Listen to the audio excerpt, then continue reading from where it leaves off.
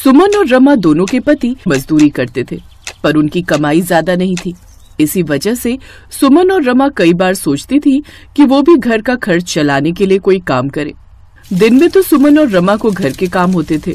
इस वजह से सुमन और रमा सोचती थी कि वो कोई ऐसा काम करे जो शाम में हो।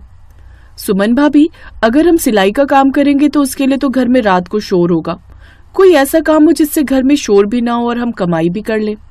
क्यों ना हम ढाबा खोलें? हम दोनों बहुत अच्छा खाना तो बना ही लेते हैं, और अगर हम रात का ढाबा खोलेंगे तो मुझे लगता है गांव की सड़क से आने जाने वाले यात्रियों को बहुत सुविधा भी हो जाएगी और हमारी कमाई भी अच्छी होगी। गांव की सड़क पर सिर्फ एक चाय का ही ढाबा है, रोटी सब्जी का कोई ढाबा नहीं है। पर भाभी, क्या आपको लगता है कि घर वाले हमारे इस फैसले को मानेंगे? नहीं मानेंगे, पर हम फिर भी ये ढाबा खोलेंगे। मैं दीपू के बापू से फोन पर बात करती हूँ, तू देवर जी को समझा देना। सुमन और रमा ने अपने अपने पति से फोन पर बात की। सुनो जी, आप मुझ पर विश्वास करते हो ना, तो फिर आप मुझे ये काम करने के लिए बिल्कुल भी मना नहीं करोगे। आप जब शहर से वापस आओगे तो देखना हम ढाबे का नाम कितना ऊंचा कर चुके होंगे।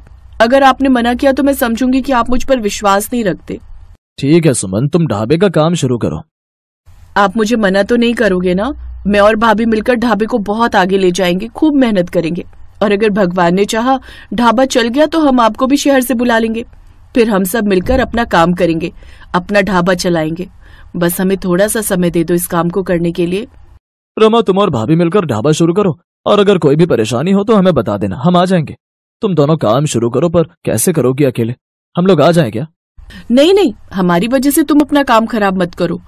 तुम्हें तो वैसे भी छुट्टी नहीं मिलेगी, और हम एक बार काम जमा लें, फिर उसके बाद हम तुम्हें इस बारे में कहेंगे। अभी पता नहीं ना कि क्या कितना काम बनेगा। एक बार शुरू कर ले, उसके बाद हम तुम्हें बता देंगे। सुमन और रमा खुश हो जाती हैं क्योंकि मदन और रमेश दोनों ही उनके ढाबा खोलने की बात को मान गए थे। सुमन और रमा के पास सोने की एक एक चीज रखी हुई थी। दोनों ने उसे बेचकर गांव की सड़क पर एक छोटी सी जगह ली और वहां ढाबा खोल लिया। भारी ठंड में जब गांव की सड़क से गुजरने वाले लोगों ने एक ढाबा देखा तो अपने आप ही वहां पर रुक गए। तुम दोनों तो सावित्री की बहुएं हो ना? ये ढाबा तुम्हारा है? इतनी रात में तुम्हारी सास ने तुम्हें ढाबे पर काम करने के लिए मना नहीं किया? ये बात तो बहुत हैरान करने वाली है। इसमें हैरानी की क्या बात है चाचा? काम करना कोई बुरी बात नहीं है, और हम तो ढाबा चला रहे हैं, अच्छी बात है ना? यहाँ सड़क पर रोटी खाने के लिए कोई ढाबा नहीं था। अब आप यहाँ से गुजर रहे थे, आपने ढाबा देखा तो रुककर रोटी खाने लगे। क्या आपकी परेशानी दूर नहीं हुई? परेशानी तो दूर हुई है बहू, पर चलो ठीक है, दाल और रोटी लगा दो। चाचा, हमारी ढाबे पर थाली मिलती है जिसमें दाल और रोटी के साथ रायता, सब्जी और खीर मिलती है। पूरी थाली मात्र 30 रुपए की है। बस 30 रुपए में इतना सारा खाना? बढ़िया है। यहाँ कोई मिलावट तो नहीं की ना? नहीं चाचा, हम बहुत ईमानदारी से खाना बनाते हैं। आप खाकर देखो, पसंद आएगा तो दोबारा जरूर आओगे। गांव के उस आदमी ने जब खाना खाया तो उसे बहुत पसंद आया और उसने सुमन और रमा के खाने की बहुत तारीफ की। घर जाकर उस आदमी ने अपनी पत्नी को भी ढाबे के बारे में बताया तो पत्नी भी हैरान रह गई। बताओ, भले घर की बहुएं कोई रात में ढाबा चलाती हैं? इतनी भयंकर सर्दी पड़ रही है और ये दोनों बहुएं घर से बाहर हैं। अगले दिन उस औरत ने गांव की बहुत सी औरतों को सावित्री की बहुओं के बारे में बता दिया। सावित्री भी अपने घर के बाहर खड़ी थी। बताओ तो, आजकल गांव में बहुओं ने कोई इज्जत ही नहीं छोड़ी है। भले घर की बहुएं इस तरह ढाबा खोलती हैं, हमने तो आज तक नहीं देखा। कैसी बेशरम बहुएं हैं। धीरे बोल, वो देख दोनों आ रही हैं। सुमन और रमा सामान लेकर घर के अंदर चली गई। तुम दोनों के काम की वजह से मैं लोगों के ताने सुन सुनकर तंग आ गई हूँ। तुम दोनों ये काम बंद कर दो, बहुत बदनामी हो रही है पूरे गांव में।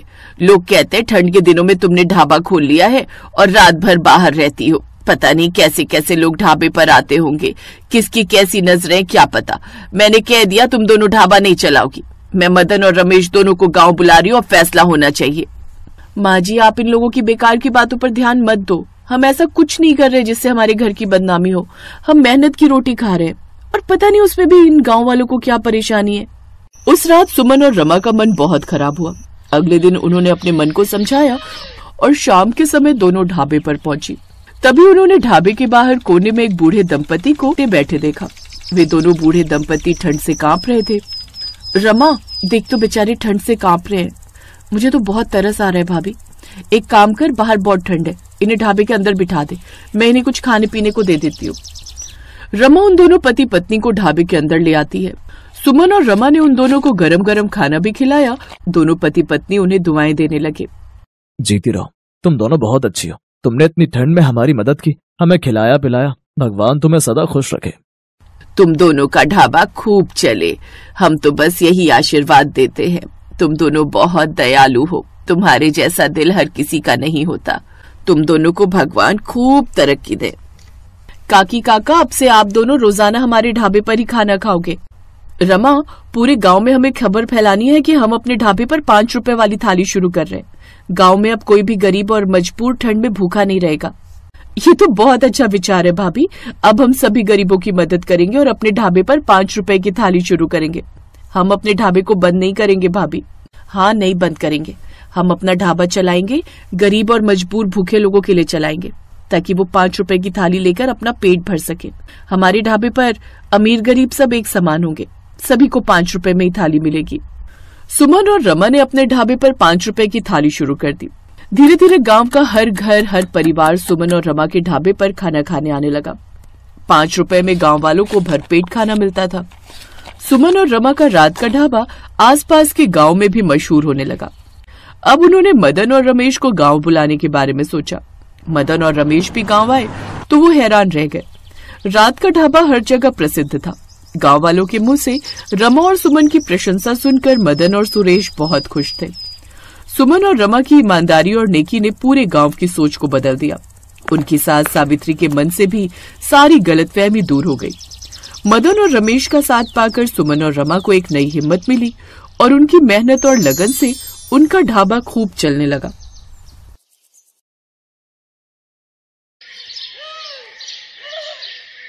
वाओ, ये वाली ड्रेस कितनी अच्छी लग रही है। ऐसा करती हूँ, इसे खरीद लेती हूँ। भाई साहब, इसे पैक कर दीजिए। हाँ बहन जी, ले लीजिए, बहुत अच्छी ड्रेस है, इसे खरीद लीजिए, आपकी बेटी पर बहुत अच्छी लगेगी। ये ड्रेस मैं अपनी बेटी के लिए नहीं बल्कि अपने लिए ले रही हूँ, समझे? क्या अपने लिए? लेकिन आपको नहीं लगता कि ये कुछ ज्यादा ही छोटी हो जाएगी? चुप कर, तू कौन होता है छोटी बड़ी का ज्ञान देने वाला? चल अब इसे पैक कर दे।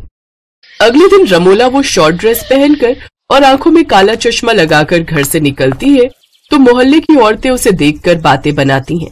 हे राम, इस रमोला को तो बिल्कुल भी शर्म नहीं आती। छी छी छी, ये कैसे कपड़े पहने इसने? अरे कम से कम अपने पति और बच्चों का तो ध्यान रखो। अरे पढ़ाई लिखाई तो हमने भी की है, लेकिन हम इतने बेशर्म नहीं है कि इस उम्र में ऐसे कपड़े पहने और तेरी तरह नाक कटवा दे। बेशर्म रमोला। तू चुप कर शीला, अब ओढ़ने पहनने की कोई उम्र तो होती नहीं, और तुम लोग क्या जानो फैशन। उसका पति दरवाजे पर खड़े खड़े ये सब बातें सुन रहा था। वो गुस्से में अंदर जाता है। रमोला का स्वभाव ऐसा ही था, वो ऐसे ही कपड़े पहनती थी। रमोला के 2 जवान बेटे थे, रौनक और अनुभव। एक रोज उनके कुछ दोस्त उनसे मिलने घर आते हैं तो रमोला बाथरूम से निकलकर टॉवेल लपेटे ही अपना बॉडी लोशन लेने बाहर आती है। ये देख उनके दोस्त हैरान हो जाते हैं और उसका मजाक उड़ाते हुए कहते हैं, अरे अनुभव, लगता है आंटी को हमसे मिलने की कुछ ज्यादा ही जल्दी थी, इसीलिए ये टॉवल में ही आ गई। नमस्ते आंटी जी, कैसे हो आप? हेलो बच्चों, वैसे मैं तुमसे कुछ साल ही तो बड़ी हूँ, तुम लोग मुझे दीदी भी कहोगे तो वो भी चलेगा। और वो तो मैं अपना बॉडी लोशन भूल गई थी, वही लेने आई थी। फिर कुछ देर बाद वो लड़के वहां से चले जाते हैं, लेकिन उसके दोनों बेटे ये देख बहुत गुस्सा होते हैं। माँ, ये क्या पहन के आ गई आप? ओफो, पहले तो तुमने सिर्फ मोहल्ले में हमारी नाक कटवाई थी, लेकिन अब बेटे के दोस्तों के सामने भी। छी, अब तो तुमने हद ही कर दी। ऐसे ही एक रोज जब रमोला शॉर्ट्स योगा ड्रेस पहनकर गार्डन में योगा कर रही थी तो पड़ोस के कुछ बुढ़े उसे अपनी छत से निहार रहे थे। ये देख मनोहर को बहुत गुस्सा आया। तुम लोगों को शर्म नहीं आती जो यहाँ ताक झाक कर रहे हो? है भाई, तुम्हारे घर पर माँ बहन नहीं है क्या? अरे ऐसा माल नहीं है ना, इसलिए। लोगों की इसी तरह की बातों से मनोहर को बहुत बुरा लगता है और इसी बात को लेकर मैं चिंता में बैठा हुआ था। तभी उसका दोस्त उससे बोला, क्या बात है मनोहर, तू इतना परेशान क्यों है? तू तो मेरी चिंता की वजह जानता ही है ना। मुझे तो डर है रमोला कहीं अपनी जैसी बहुएं ले आई तो मेरे बेटों की तो जिंदगी ही खराब हो जाएगी। तो तू उस दिन का इंतजार ही क्यों करता है? क्या मतलब? मतलब मेरे भाई की 2 बेटियां हैं जो गांव में रहती हैं, वो दोनों बड़ी ही संस्कारी हैं। अगर तुम चाहो तो अपने दोनों बेटों की शादी उनसे करवा सकते हो, लेकिन रमोला बहन जी को बिना बताए, क्योंकि वो ऐसा होने नहीं देंगी। मनोहर को अपने दोस्त की बात बिल्कुल ठीक लगी और वो अगले ही दिन अपने दोनों बेटों के साथ लड़की देखने चला गया। दोनों बहनें सर पर दुपट्टा लिए खड़ी थी। ये देख मनोहर और दोनों बेटे बहुत खुश होते हैं। आपकी बेटियां तो बड़ी ही संस्कारी हैं। जी भाई साहब, एक वही चीज है हमारे पास जो हम गरीब अपनी बेटियों को देख सकते हैं। वैसे बहन जी क्यों नहीं आई? जी वो माँ की तबीयत कुछ ठीक नहीं थी। इसी तरह वो बात को घुमा देते हैं। 2 दिन बाद दोनों बहुएं ब्याह कर अपने ससुराल आ जाती हैं, जहां उनका ससुर उन दोनों का गृह प्रवेश करवाता है, क्योंकि उनकी सास तो अभी तक सो रही थी। इसके बाद वो फ्रेश होकर सबसे पहले सर पर घूंघट ओढ़े पूजा पाठ करती हैं, फिर रसोई में चली जाती हैं और अपने सास ससुर के लिए चाय बनाकर लाती हैं। उठिए माँ जी, उठकर चाय पी लीजिए। कौन हो तुम और मेरे कमरे में क्या कर रही हो? कहीं तुम कोई चोर तो नहीं हो? हम दोनों आपकी बहुएं हैं माँ जी, ये लीजिए चाय पीजिए। ये सुनकर रमोला के होश उड़ जाते हैं। फिर मनोहर उसे सब बताता है। रमोला हैरान रह जाती है और अपनी दोनों बहुओं को घूंघट में देखकर तो उसे और भी ज्यादा गुस्सा आता है, लेकिन अब वो कर भी क्या सकती थी। वो बिना चाय पिए फ्रेश होने चली जाती है। कुछ देर बाद दोनों बहुएं बढ़िया सा नाश्ता बनाकर तैयार कर लेती हैं।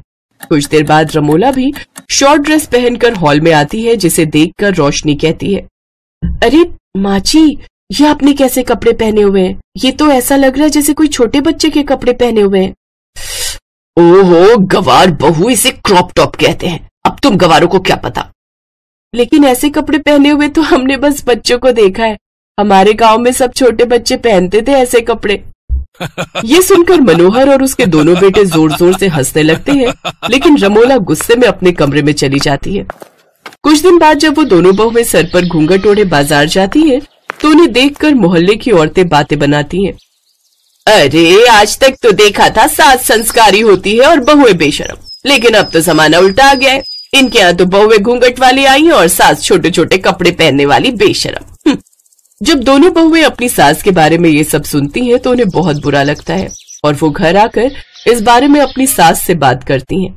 माँ जी, आपको पता है आपके इन कपड़ों की वजह से लोग कैसी कैसी बातें बनाते हैं। मुझे फर्क नहीं पड़ता, मेरे जो जी में आएगा मैं करूंगी, समझी तुम? ऐसे ही समय गुजरता है। कुछ दिनों बाद उनके घर पर हवन होता है, जहाँ दोनों बहुएं साड़ी पहनकर घूंघट डालकर खड़ी होती हैं। रमोला शॉर्ट ड्रेस पहनकर वहां आती है। हवन खत्म होने वाला है मनोहर जी, आपकी पत्नी कहाँ है? ओह सॉरी, वो तैयार होने में थोड़ा समय लग गया। छी छी छी, ये सब क्या है? पूजा में ऐसे कपड़े, घोर अपशकुन। आज के बाद मैं तो क्या कोई भी पंडित आपके यहाँ पूजा में नहीं आएगा। छी, अब यही दिन देखना बाकी रह गया था। मुझे तो शर्म आती है आपको माँ कहते हुए भी। पंडित जी गुस्से में वहां से चले जाते हैं। सभी उसको खरी खोटी सुनाकर चले जाते हैं। उस दिन रमोला को पहली बार थोड़ा बुरा लगा था। 2 दिन बाद वो टेलर के पास कपड़े लेने जाती है। वाओ, ये टॉप तो आपने अच्छा सिला है, लेकिन इसका गला थोड़ा डीप हो गया है।